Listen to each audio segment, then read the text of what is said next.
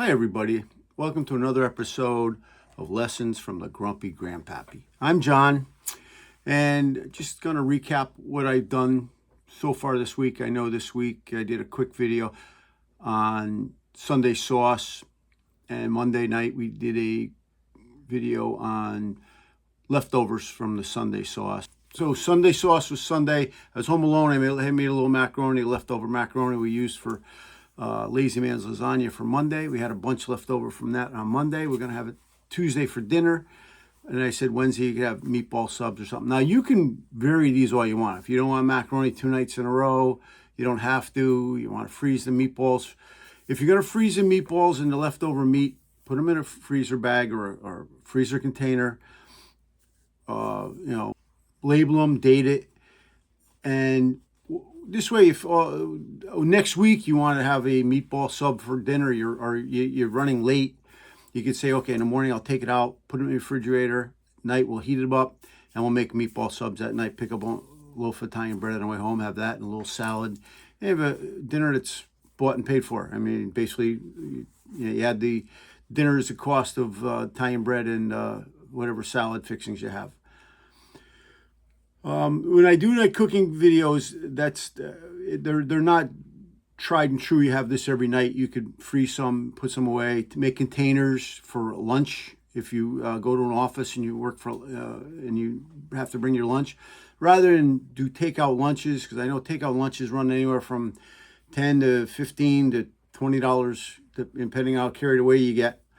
And this is a good way to save some money. Bring a glass container. I say glass because a lot of people are complaining, they're worried about all the plastic residues from microwaves. So bring a glass container, with your leftovers in and have it for lunch, and you'll drive the people in the office crazy because they're eating a soggy sandwich and you're having something that was homemade and smells great in the microwave. Now, all right, that being said, I'm going to jump back into shopping. I know people are getting tired of hearing me talk about shopping. But, the shopping is very important. It's going to take probably a half dozen videos to get my point across. Today's a Tuesday. Ads broke today. We got them in a newspaper today for starting next week. So I took a good look at the ads. And this is, when I say shopping, you have to sit down. It's all has to do with planning. My wife and I have a routine where we sit down on Sundays, afternoon, evening. We go over our calendars for next week. Who's got what? She's got nails, hair. I have a doctor's appointment. We got to pick somebody up at school, or we have to run someone else. So a doctor's appointment, we have to meet a neighbor. Whatever it is, we sit down, we discuss our whole week. And then what we do also is sit down and plan. Okay, what are we going to do for dinner Monday, Tuesday, Wednesday? At least 3-4 days out. And that way, if I have it in the freezer, I can take it out, let it thaw, and cook it that night. If you don't do that, you're going to find yourself, oh, geez, I got to either picking up takeout on the way home or running to the grocery store and buying some last minute items and paying $30, $40 for dinner. And it's just not a well-planned situation. So and that's what we do. We sit down on Sundays usually with the ads and say, okay, we're short on, we need milk, we need eggs, we need this, we need that. And we look through the ads, who's got what on sale. And that's how we plan our week. If for some reason, like this week here, particular week here, there was nothing really on sale that we needed, and we have a pretty stocked pantry. So I said, Rose, there's really nothing we got to go to the store for. That being said, don't just go to the store just to buy sale items. If you don't need it, don't buy it. It's just a waste of money if you're buying something and not using it. I want to talk real quick about a pantry. You got to stock your pantry. I'm a mini prepper. I do, I prep a little bit too much. Maybe some people say I'm not as big a prepper as you see on your YouTube channels, where I have a dedicated room to water and food and, all that. But I've got supplies. So let's put it that way. So in a pantry, I have 2 pantries. One is my kitchen pantry, which has all my spices and my olive oils, vinegars, baking needs, all the stuff that you buy once and you're using several several times so you really don't count them as a item when you're cooking. Food pantry, which is some old cabinets I put up in the garage when we redid our kitchen 20 years ago. I took the old, very, very telling what it was. I mean, canned goods used to be 4 for $1, then they went 3 for $1, then they went 2 for $1. Now if you find them 3 for $2, you're scoffing them up. I mean, it's just a shame. Like pasta used to be 4 for $1. Then we were upset and went 3 for $1. Now we see pasta on sale 99 cents. We're stocking up 8, 10 at a time. Don't do that as much anymore. I don't eat as much carbs. I cut back on carbs. That's how I lost a lot of weight. I watch my sugar. I watch my carbs. I watch my salt intake. So, I prep different items now. But that being said, it's all cyclical. I mean, I look at the economy this way. It's kind of a good thing what's going on. Don't take it wrong. You got to take a hard look around. You got to take a deep breath. You got to rethink, reevaluate, and adjust to what's going on. All right? Does that mean you run out today and you buy 100 cans of tomatoes? No. If you see tomatoes on sale, $1 a can, crushed, the 26-ounce, 24-ounce cans of tomatoes for $1 a can. I have a stockpile of 30, 40 cans out in the garage. I buy them for $1 a can. And I rotate my supplies. What I do is when they go on sale again, I will rotate the old ones out and bring them to a food pantry. That's all. If I haven't used them, I bring them to a food pantry. So there's never going to really waste. I try lately to keep my stocks down where I don't have to give too much away, but it's a good thing to give stuff away anyway. So it is what it is. It's always good if I bought it and I can't use it, to give it to someone who really does need it. So what I do is when I see cans, I'm good. Like I say, tomatoes, I'll buy, if it's, you could usually buy 12, I'll buy 12 cans, put them in my pantry. Same thing with canned vegetables. I always have a supply of canned corn, canned beans, whether it's cut green beans, French green, however you want them. I have a supply of canned potatoes. I love keep canned potatoes on hand, whole potatoes, because you can buy whole or sliced. Buy the whole, because you can always slice them. Once they're sliced, you can't make them whole again. So that's all. I use them. You've seen a couple recipes where I added cans of potatoes around in different dishes. Let them bake with chicken, bake them with roast. Let them, so you always have a side of roasted potatoes. Canned corn, canned peas. My wife's a big pea person, especially when we make macaroni salad in the summer. She puts a can of peas in it. People love it, so we keep a few of those. I keep 8, 10 packages of macaroni, pastas around. I'll get into pastas in another video. I don't want to get all one-sided on this. I keep coffee. Give you an example, coffee. Last year they were talking about how it was going to get real expensive. So I stocked up. I bought probably 30, 40 cans over the year. 4 or 5 cans at a time, $3.99.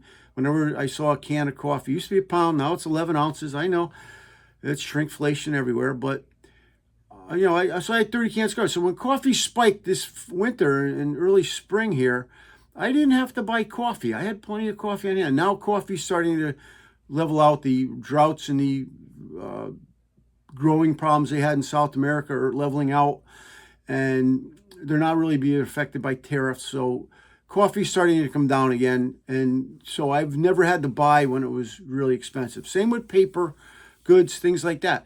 During COVID, there was a big paper shortage, and just during the COVID, I used to see paper towels, 6 packs for $3.99, $5.99 for 12 packs of toilet tissue. So I stocked up. At one time, I must have had 46 packs of paper towels in my garage. People laughed at me. But when it went to $8, $9, $10 a 6-pack, I didn't have to buy any. So sometimes you got to lay out some money to stock up, so to ride out different fluctuations in the market. And that's what's, it's kind of good about this time of with the economy. Like I say, you have to evaluate what's going on. Don't be intimidated by the cost. If you've shopped along the last year or so, you've stocked up on certain items. So now when items surge, you can hold off and buy them again. And again, they're just going to go up in the future. So if you see them on sale now, buy a couple, put them away, add them to your stash. So that as you're eating, and like I say, I've got a week now where we didn't have to go to the grocery store at all to buy anything. Milk, eggs, no, we had everything already stocked up. So we're good. So we have a week off from buying. So you have to get a pantry up together.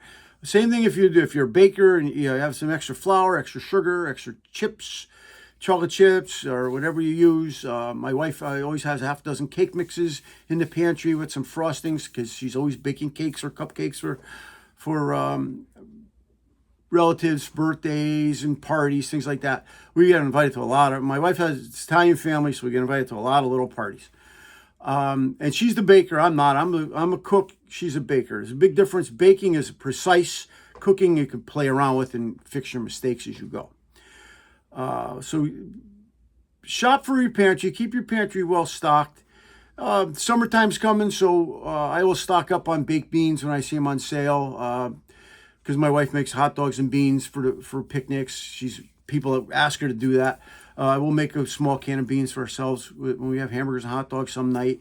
Sauerkraut, a couple cans, throw them in there. I also, in my pantry, always have 20, 30 cans of tuna. Tuna has been 10 for $1 for the last 3 months, so every month I'll buy 10 cans of tuna.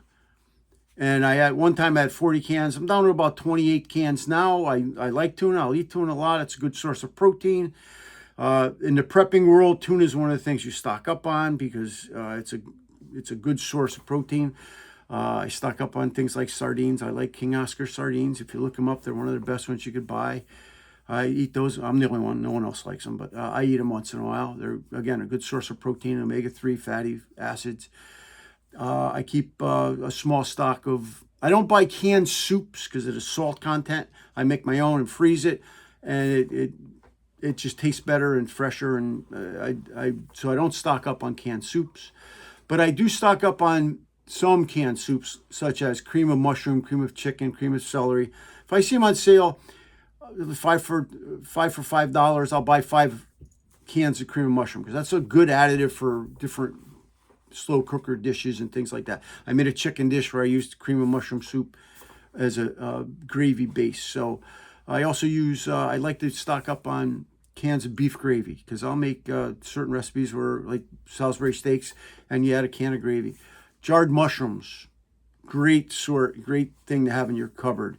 And I always have pickles, a couple jars of mayonnaise, a couple jars of mustard, a couple jars of ketchup, salad dressings, marinades. If I see it on sale, buy a couple jars, put them in the pantry. They're good for usually a year and a half, and then they're good even after that. And now I have the marinades for barbecue and things like that. So shop wisely. Make it a date. Again, I can't stress people. Get out into the public. Take a look around. Go for a walk once in a while. Take a look around your surroundings. Get out of the house. All right.